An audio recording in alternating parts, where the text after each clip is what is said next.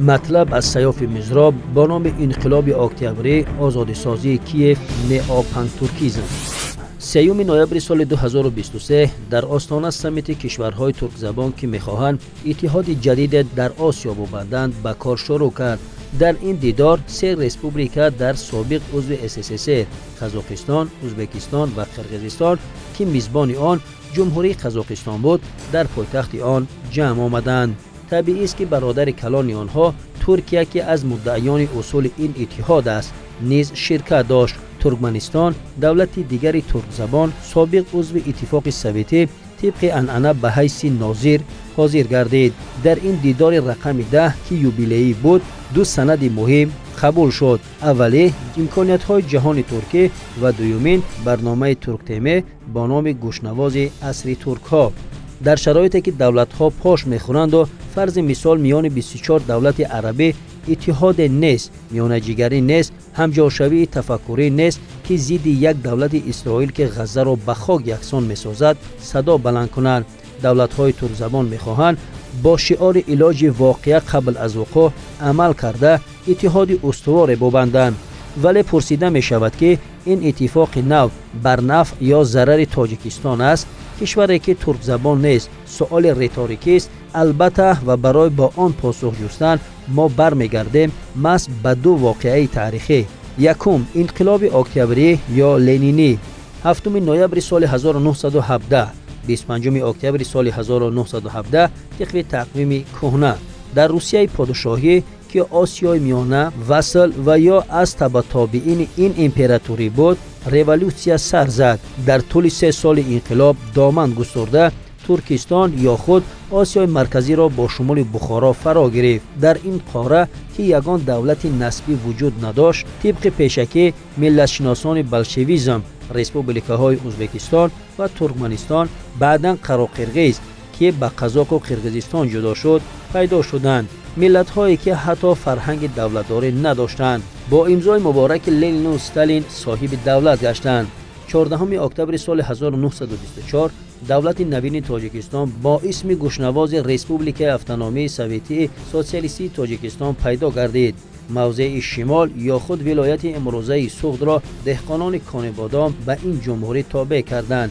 8 فوریه سال 1925 آنها قطاره پیر شوروی میخائیل کالینین را در خط سیر تاشکند خوجند ایست فرموده پافشارانه طلب کردند که کان بادام و نواحی تاجیک نشین این موضع را بر ریسپوبلیک اتونومی سوویتی سوسیالیستی تاجیکستان دهند، زیرا آنها تاجیکند نه ترک و نه ازبک. و این تظاهرات در حالی بود که عبدالله رحیمبایف مرین پانتورکیست صاحب منصب موجودیت ملت ما و دولتداری ما را انکار میکرد. از همه عجیبش این است که به خلق عادی کان بادام که به ما ریسپوبلیک تحفه کرد یه هیکلچه نگذاشتیم، ولی پیکره پانتورکیست رحمانبایف در مرکز شهر خوجند در میدان ستاره ها تا هنوز خامت زده است. این پیکره خائن ملت سیگلگ بر روی تمام فرزندان فرزانه تاجیک است که برای ما ریسپوبلیک ساختند. پرسیده می شود که رئیسان خوجند و ولایت سرخ طول 32 سال که ما در آزادی و استقلالیت کامل ملی به سر میبریم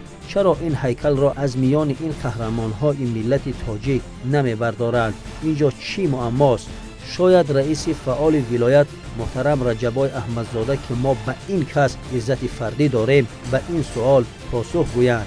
29 اکتبر سال 1929 ریسپوبلیک اتونومی سوویتی سوسیالیستی تاجیکستان بر ریسپوبلیک سوویتی سوسیالیستی تاجیکستان تبدیل شده در تاریخ 5 دکبر سال 1929 چون ریسپوبلیک کامل حقوق تحت رقم 7 که حامل 142,500 کیلومتر کوادراتی حدود و 1,150,000 ساکن داشت شامل SSSR گردید. ریسپوبلیک‌های دیگر ابرقدرت اینها بودند: روسیه، اوکراین، بلاروس، زاکاوکازیا، ازبکستان، ترکمنستان. توجه کنید قرقیزستانی که با ما دعوای مرزی دارد آن زمان در خریطه سیاسی حتی وجود نداشت. قزاقستان و قرقیزستان در هیئت فدراسیون روسیه بودند و تنها بعد به آذربایجان و ارمنستان و گرجستان تقسیم شوی زاکاوکازیا در تاریخ 5 دکبر سال 1936 قزاقستان و قرقیزستان نیز ریسپوبلیک کامل حقوق برادری در هیئت SSSR شدند. یعنی ما 7 سال پیشتر از این جمهوری ها مکمل گشته ایم. تکرار هم شود میگوییم سال دیگر ما باید 100 سالگی جمهوری خود را جشن گیریم. استقلالیت خوب است ولی ریشه های تاریخی را نباید برید که فردا برای خودمان پرابلم میگردد. گیوپولیتیکا چنان تاب میخورد که جمهوریایی که همگی 80-100 سال پیش با هم برادر بودند و ساختارشان نیز یکی بود و حتی ساکنانش شهروند کامل حقوق دولت‌های همدیگر محسوب می‌رفتند، امروز اتفاق و اتحادیه‌های نو می‌بندند. یعنی اگر امروز اتفاق دولت‌های ترک زبان به ما زیان و ضرری ندارد نباید بی‌پروا بود، زیرا که می‌دانند پگاه این جهان ترک چگونه از خویش درک خواهند داد. زیرا طور وینستون چرچیل میگفت انگلیا دوستان و دشمنان ابدی ندارد، انگلیا منفعت‌های ابدی دارد. باز یک مثال دیگر که از تغییر منافع سیاسی و مناسبت کشورها درک می‌دهد. 6 نوامبر سال 1943 ارمیای سرخ تانک‌های تیرناگذر تعریفی نمیسی را تار و مار نموده کیف پایتخت اوکراین را از گرمانیای فاشیستی آزاد کرد. در این باره با همین یک جمله اکتفا میکنیم. ولی ببینید که همگی 80 سال پس کیف با گرمانیا اتفاق بسته با تانک‌های لئوپاردی تیرناگذر تعریفی نمیسی بر ضد روس‌ها می جنگد. یعنی اتفاق و اتحادیه‌هایی که در عالم بسته میشوند حتما پیامد دارند، مثل که هیچ کس تصور کردن نمیتوانست که اتفاق اروپا زمان ماشین جنگ و فشار بر علیه جهان رقم 3 یا خود عالم اسلام میگردد. اتحاد اروپا در یگان مورد از بمبارانی افغانستان، عراق، مصر، لبنان، فلسطین، یمن جلوگیر نشد. همان گونه ای که از قتل و کشتار اهالی آسایشته نوار غزه چشم می‌پوشد و قتل عام 10,022 فلسطینی ملکی را که 4104 نفرش کودک است نمی‌بیند. 8 نوامبر سال 2023 تاجیکستان که کشور فارسی زبان است هیچ امکانی با همزبانان خود اتفاق بستن را ندارد. افغانستان در عمق جنگ و خطر قرار دارد. ایران با همه عزت از این دولت تنها بر مذهب ارج می‌گذارد. ضمناً ما یگانه دولتی هستیم که مثل اسرائیل میدانم قیاس مقبولتان نیست ولی واقعیت همین است. در قاره خویش یگان هم قوم و هم فرهنگ و هم زبان نداریم.